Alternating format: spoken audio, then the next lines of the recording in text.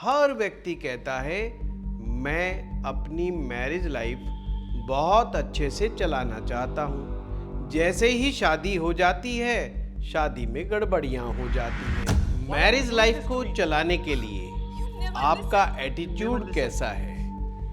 यह attitude decide करता है कि आपकी शादीशुदा जिंदगी कैसी चलेगी। कि एक शख्स विवाह के बारे में क्या समझता है, विवाह के बारे में क्या सोचता है, उसने अभी जवानी तक विवाह को किस रूप में देखा है, ये सब बात नवमांश कुंडली से पता लगती है, वो भी नवमांश के लगन से। जी हाँ, आज हम इस टॉपिक पर बात करेंगे।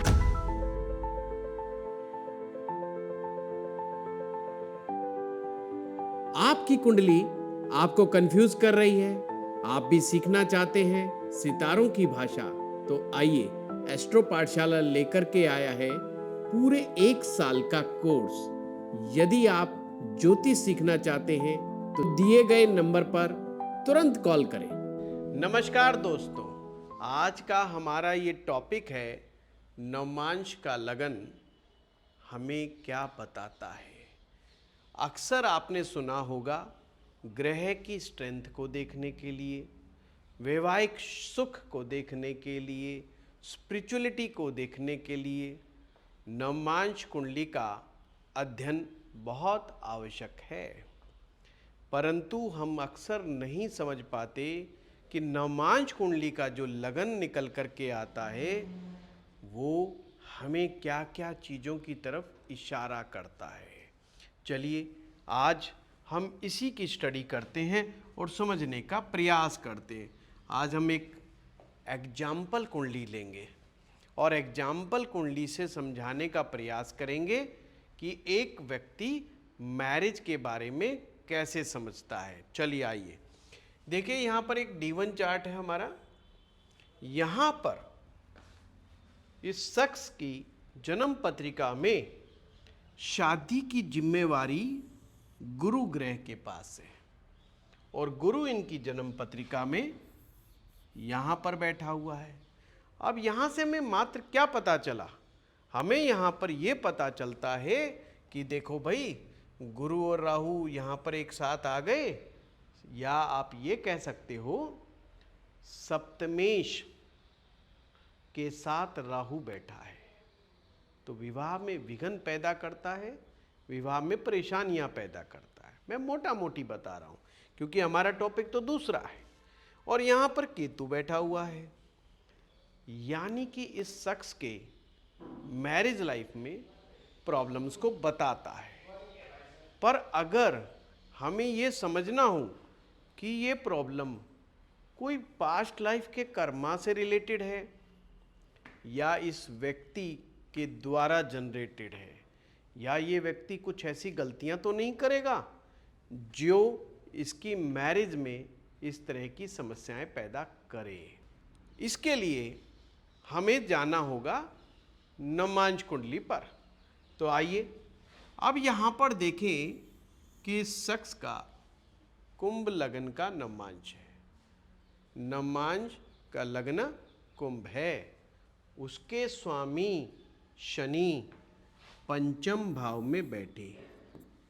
अब यहाँ मैं क्लियर कर दूं, एक शख्स अपनी मैरिज लाइफ से क्या चाहता है, एक व्यक्ति अपनी मैरिज से क्या प्राप्त करना चाहता है, वह नवमांश कुंडली का लगन हमें बताता है। अब क्लियर समझ गए? लगन ये बताता है कि आप मैरिज को किस प्रकार से देखते हैं। चलो यहीं से शुरुआत करते हैं। वैसे तो मैं हर भाव के बारे में बात करूंगा, पर चूंकि ये कुंडली हमने ली है तो पहला एग्जाम्पल इन्हीं से लेते हैं। लगन का स्वामी पंचम में गया, बुध के साथ गया। अगर आपके कुंडली में भी नवमांश का लगन का स्वामी पंचम में चला जाए तो व्यक्ति विवाह इसलिए करता है ताकि उसे जीवन में प्रेम प्राप्त हो। जी हाँ, क्लियरली उसकी मंशा ना धन की तरफ होती है ना तन की तरफ होती है, वह तो जीवन में प्रेम चाहता है, एक इमोशनल सपोर्ट चाहता है। तो ये योग बहुत अच्छा योग है, बहुत सुंदर योग है, यानी कि व्यक्ति की मंशा क्लियर है। पंचम भाव के बारे में आपने सुना होगा कि वो प्रेम को ही भक्ति मानता है, प्रेम को ही अध्यात्म मानता है। तो वो विवाह जब करता है तो इस मंशा के साथ करता है कि मुझे जीवन में प्रेम मिलेगा, और सैद्धांतिक रूप से ये मानता है कि जो मेरा प्रेम है वो किसी प्रकार से इम्प्योरिटी से रिलेटेड नहीं है, उसमें शुद्ध सात्विक प्रेम ही है। तो अब आपको समझ में आया, क्योंकि पंचम भाव ये इस चीज को इंडिकेट करेगा। और क्या दिखाएगा? विवाह के पीछे एक मंशा और होती है, वो है संतान। व्यक्ति को बच्चों से बड़ा स्नेह होता है, बड़ा प्रेम होता है, वह संतान उत्पत्ति के लिए भी विवाह करना चाहता है, अपने घर परिवार को आगे बढ़ाना चाहता है। ऐसे लोगों को बच्चों से भी बड़ा प्रेम होता है। दो रीज़न एक सबसे बड़े हैं। अब अगर आपका, अब मैं दूसरे लोगों के लेकर के चल रहा हूं, लगन का स्वामी लगन में बैठ जाए, यानी कि जैसे लगन का स्वामी शनि है वो लगन में बैठ जाए, तो इसका मकसद क्या है? इसका मकसद सिंपल है। आपने ये देखना है कि इस पूरी कुंडली में कुंभ कौन से हाउस के अंदर है? नवम भाव में कुंभ है, और यहाँ पर कुंभ राइज हो रहा है, कुंभ का नवमांश राइज हो रहा है। इसका मतलब व्यक्ति भाग्योन्नति के लिए, यानी उसका जिसका भी लग्नेश लगन में बैठेगा वह व्यक्ति अपनी ग्रोथ के लिए, अपनी सफलता के लिए और भाग्य में वृद्धि करने के लिए, इन तीन काम के मकसद से विवाह को करता है। पर जब भी ये केंद्र में हो, स्वग्रही हो, तो ये ध्यान रखिएगा, ऐसा व्यक्ति विवाह को तोड़ना नहीं चाहता। इनकी मंशा बहुत क्लियर होती है, जैसे यहाँ पंचम में भी मंशा क्लियर होती है। ये लोग रिलेशन बहुत सोच समझ करके बनाते हैं, पर बन जाए तो लॉन्ग समय तक, लंबे समय तक उस रिलेशन को चलाने में यकीन रखते हैं और संबंध को तोड़ना नहीं चाहते। इसी प्रकार से अगर ये यहाँ सेकंड हाउस में बैठ जाए लगन का स्वामी, ये मैं सब बात जो कर रहा हूँ ये नवमांश कुंडली की बात कर रहा हूँ। अगर लग्नेश सेकंड हाउस में बैठेगा तो व्यक्ति की जो मंशा होती है वो धन को लेकर के ज़्यादा होती है, कि अगर मैं शादी करूं तो मुझे धन कितना प्राप्त होगा, मेरा ससुराल पक्ष कैसा होगा, वो इन सब बातों को ध्यान देता है। यानी कि ऐसा व्यक्ति बहुत उम्मीद रखता है अपने ससुराल से धन प्राप्ति की या पत्नी के द्वारा कमाए गए धन की, उसको बड़ी उम्मीदें होती हैं। दूसरी बात क्या है? ये कुटुंब परिवार, जी हाँ, कुटुंब परिवार के वजह वंश वृद्धि के लिए भी ऐसा जातक विवाह करता है। वह चाहता है कि मेरी भी वंश वृद्धि हो, मेरा भी परिवार बढ़ जाए। तो इस चीज़ को अगर यही शनि तीसरे भाव में, अब ये काटते जाइए आप, मतलब ये मैं मान रहा हूँ कि अगर किसी व्यक्ति का लगन का स्वामी तीसरे भाव में बैठा है, ये लोग जो शादी करते हैं वो एक लॉन्ग टर्म एसोसिएशन के लिए करना चाहते हैं, एक सपोर्ट सिस्टम खड़ा करने के लिए चाहते हैं, एक दूसरे के पूरक बनने के लिए करना चाहते हैं। पर इस शादी में अक्सर समस्याएं होती हैं, क्योंकि लड़का चाहता है कि जितना सक्षम मैं हूँ उतनी ही सक्षम लड़की हो, या वाइसा वर्सा। अगर ये लड़की की कुंडली होगी, लड़की बिल्कुल डुप्लीकेट अपने जैसा ही चाहेगी, जो कि संभावना कम होती है। पति पत्नी दोनों एक समानता के पर हमेशा नहीं होते, थोड़ा बहुत अप एंड डाउन पति पत्नी में होता है। कुछ खूबियाँ पत्नी में बहुत अच्छी होती हैं, कुछ खूबियाँ पति में बहुत अच्छी होती हैं, तो ही एक अच्छा जीवन चलता है। पर यहाँ पर इन्हें ये बर्दाश्त नहीं होता, क्योंकि ये लोग थोड़ा मेहनती टाइप के भी होते हैं, हार्ड वर्किंग होते हैं। इनको सेम हार्ड वर्किंग बंदा चाहिए, एफर्टफुल बंदा चाहिए, और ये नहीं मिलने पर इनके मैरिज लाइफ में दिक्कतें आती हैं। अब आते हैं कि शनि, अगर मान लो, यहाँ मैं शनि का नाम ले रहा हूँ, आप अपने नवमांश का लगन का स्वामी देखेंगे। लगन का स्वामी चौथे भाव में आ जाए तो क्या होगा?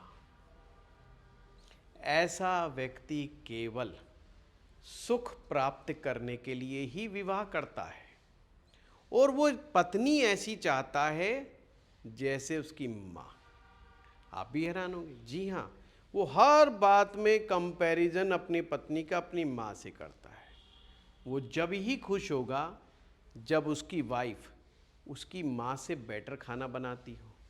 अगर उसकी पत्नी उसकी माँ की अपेक्षा ज़्यादा केयरिंग होगी तो वो ज़्यादा हैप्पीनेस फील करेगा। ये लोग बड़े इमोशनली ड्रीवन होते हैं, अपने जीवन साथी से बहुत इमोशनली एक्सपेक्टेशन रखते हैं, बॉन्डिंग भी बनाना चाहते हैं। हाँ, ये लोग भी एक अच्छा मैरिज लाइफ जी सकते हैं। पंचम के बारे में हमने बता ही दिया था। अब चलते हैं छठे में। अगर शनि, यहाँ मैं शनि का नाम ले रहा हूँ, आपने कहना लगन का स्वामी छठे में चला जाए। पहली बात, ऐसा व्यक्ति जानता ही नहीं है कि जाने अनजाने में वो अपनी मैरिज लाइफ में क्या क्या गड़बड़ियाँ कर रहा है। वो अक्सर कमियां निकालने में बड़े चतुर होते हैं, बड़े निपुण होते हैं, बड़े एक्सपर्ट होते हैं। तुझ में ये कमी है, तुझ में वो कमी है, तुझ में फलाना कमी है, ढिमकाना कमी है। और अपने जीवन साथी को कभी कंपटीटर के रूप में भी देखना शुरू कर देते हैं। अगर ध्यान रहे, किसी भी व्यक्ति का लग्ने छठे में बैठा है तो अपना जीवन साथी जब चुने तो ये ध्यान रखें अपने फील्ड से रिलेटेड ना हो। जैसे अगर आप डॉक्टर हैं तो आप डॉक्टर जीवन साथी ना लें। आप इंजीनियर हैं, आप आर्किटेक्ट हैं तो आप आर्किटेक्ट के साथ विवाह ना करें। आप ज्योतिषी हैं तो ज्योतिषी से विवाह ना करें, तो बेटर रहेगा। वैसे इन लोगों का मैरिज लाइफ में कई प्रकार के उतार चढ़ाव आते हैं, वाद विवाद होते ही रहते हैं। वाद विवाद का चोली दामन का साथ होता है। और मैंने रीज़न बताया, रीज़न एक ही है, मालूम ही नहीं है। ये जाने अनजाने में एक शत्रु की तरह एक दूसरे के साथ व्यवहार करना शुरू कर देते हैं। अब आए आगे। अगर लगन का स्वामी सप्तम में आ जाए, लगन का स्वामी सप्तम, ये एक अच्छी कंडीशन है। ऐसा व्यक्ति बहुत अच्छी पार्टनरशिप चाहता है, समानता का व्यवहार करता है, समान रूप से रेस्पेक्ट देता है। ये योग अच्छा माना जाता है। ऐसे लोगों का मैरिज लाइफ लंबे समय तक चलती है, और मैरिज लाइफ तोड़ने की तो कभी इनको सपने में भी ख्याल नहीं आता। It's a good combination. अगर ये लगन का स्वामी आठवें में आ जाए तो क्या हो?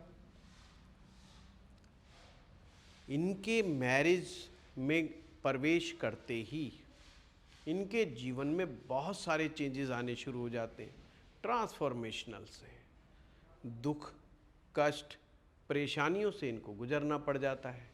ये भी लोग मैरिज को समझ नहीं पाते कि मैरिज जा किस तरफ रही है, और जाने अनजाने में खुद पा खुद ही इतनी प्रॉब्लम क्रिएट कर देते हैं, और फिर बाद में कहते हैं मैरिज में क्या हो रहा है हमें पता नहीं चल रहा है। हमें तो ऐसा लगता है कि पता नहीं किसी ने कुछ कर दिया है, करवा दिया है। डायरेक्शन लेस सी मैरिज चलती रहती है। कभी लगता है अलग हो जाएं, कभी लगता है इकट्ठे हो जाएं।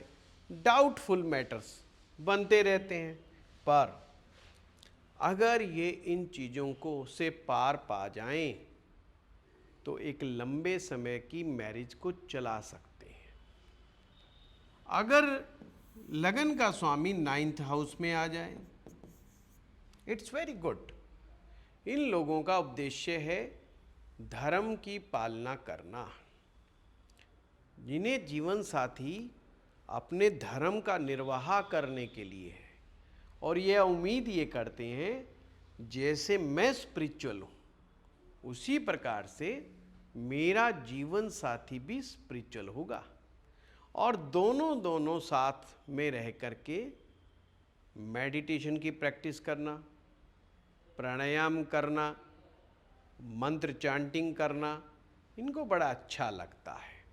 हाँ, इनका विवाह को लेकर के बहुत ही स्पिरिचुअल जो है थॉट्स होता है। विवाह को एक ये बड़ा ऊंचा दर्जा देते हैं लाइफ के अंदर। अगर लगन का स्वामी दशम में हो जाए तो क्या हो? ये लोग भी शादी करते हैं जीवन में सफलता अर्जित करने के लिए, जीवन में धन अर्जित करने के लिए, जीवन में मान सम्मान कमाने के लिए। कोई ये ना कह दे इनको कि यार तेरी तो शादी ही नहीं हुई, जा कैसा आदमी है, अभी तक तेरा विवाह नहीं हुआ। ये सुनना इन्हें पसंद नहीं है। इन्हें लगता है कि हम तो फर्स्ट चॉइस हैं लोगों की, हमें तो सबसे पहले चुना जाएगा क्योंकि हम बहुत कुछ करने में सक्षम हैं, हम बहुत टैलेंटेड है। इसलिए लोग अक्सर विवाह करते हैं और विवाह से चूकना नहीं चाहते हैं। हाँ, मैरिज लाइफ चलाने में अपनी बुद्धि का उपयोग बड़ा अच्छे कर लेते हैं। ये लोग मेहनत करते हैं, मशक्क़त करते हैं मैरिज को बचाने के लिए। कभी भी इनके जीवन में उतार चढ़ाव आ जाएं तो ये लग जाते हैं अपनी मैरिज को बचाने के लिए। इसी प्रकार से अगर लगन का स्वामी 11वें में हो जाए तो हमेशा उम्मीद पाल के बैठे रहते हैं अपने जीवन साथी से कि शायद ये मेरे लिए ये फ़ायदा देगा, वो फ़ायदा देगा। कुछ ना कुछ फ़ायदे की ही उम्मीद हमेशा करते रहते हैं। इसलिए इनकी एक्सपेक्टेशन एक दूसरे से मीट आउट नहीं होती कभी कभी, और प्रॉब्लम खड़ी हो जाती है मैरिज में।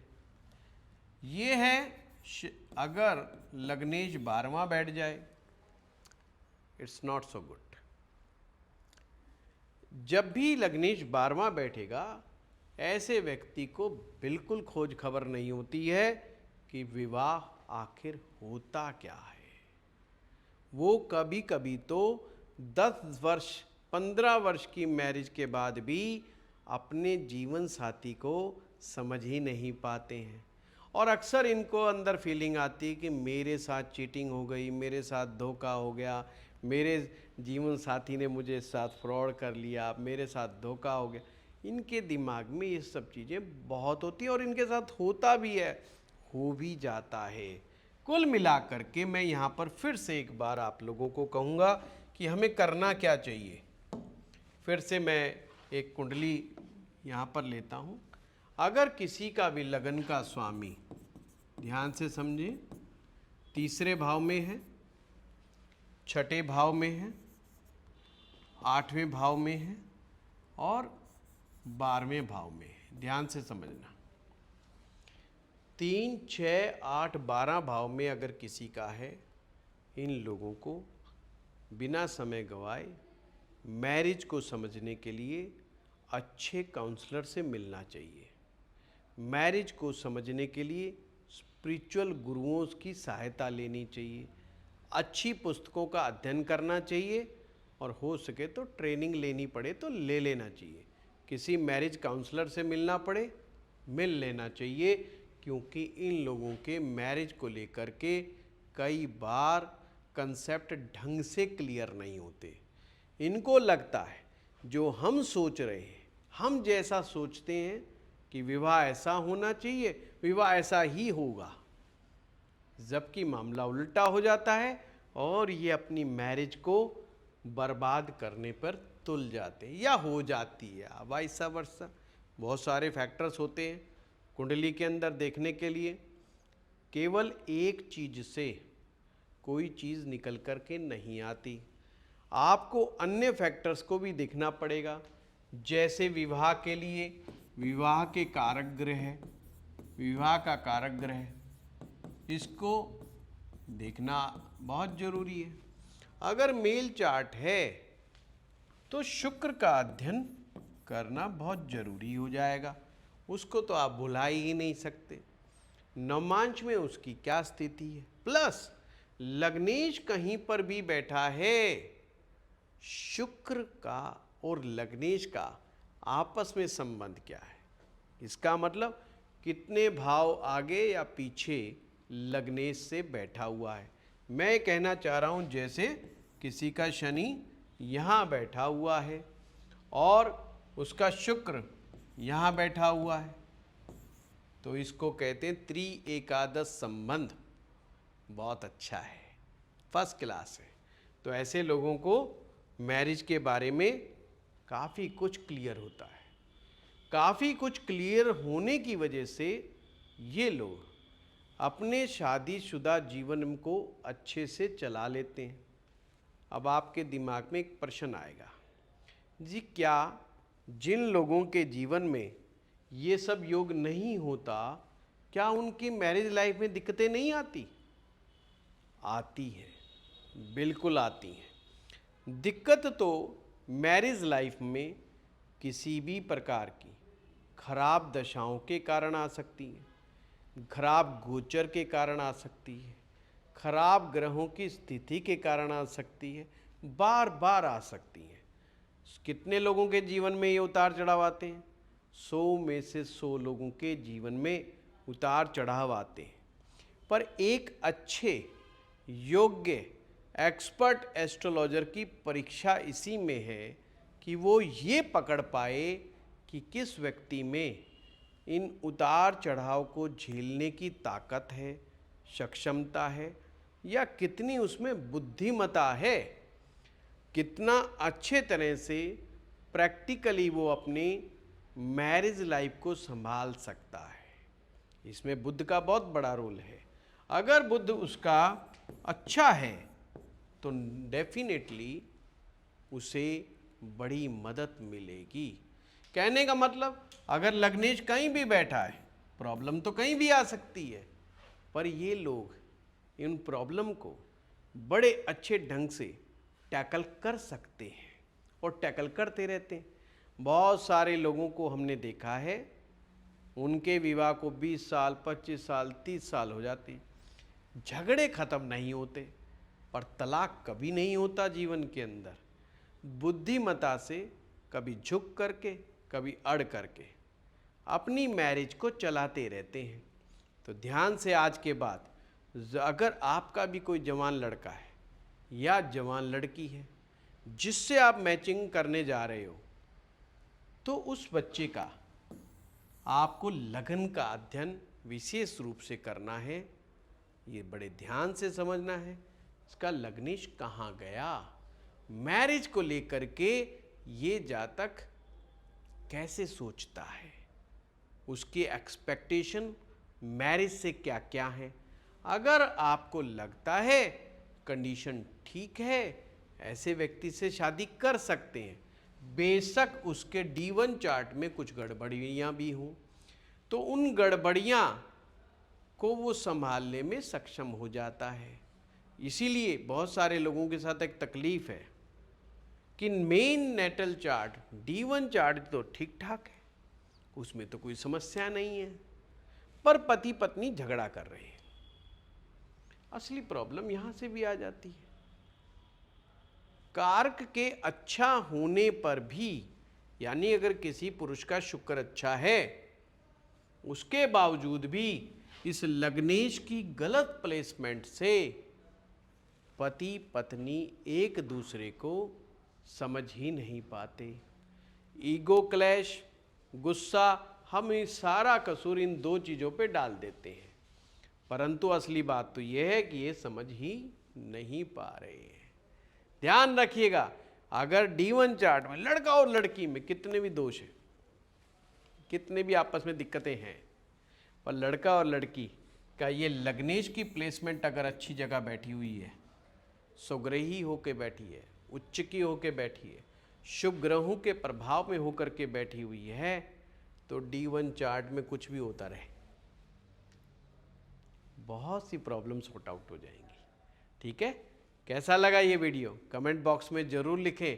आपके लिए बहुत बेहतरीन मैं टेक्निक ले करके आ रहा हूँ, ताकि जो लोग हमारे रेगुलर कोर्सेज में पार्टिसिपेट नहीं कर पा रहे हैं, तो घर बैठे यदा कदा आप बहुत अच्छी अच्छी टेक्निक सीखते रहें। चैनल को सब्सक्राइब ज़रूर कर लें।